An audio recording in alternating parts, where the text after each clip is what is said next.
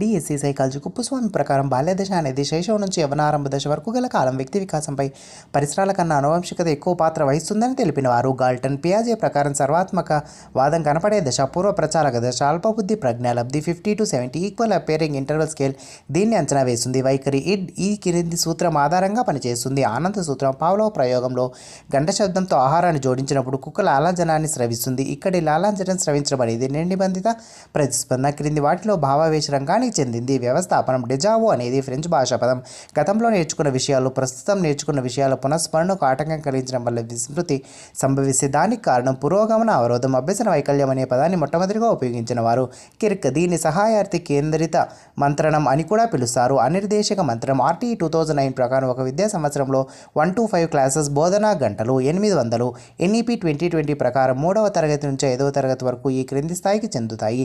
సన్నాహక స్థాయి. ఎన్సీఎఫ్ 2005లో 1వ అధ్యాయం దీనికి సంబంధించింది. దృక్పథం.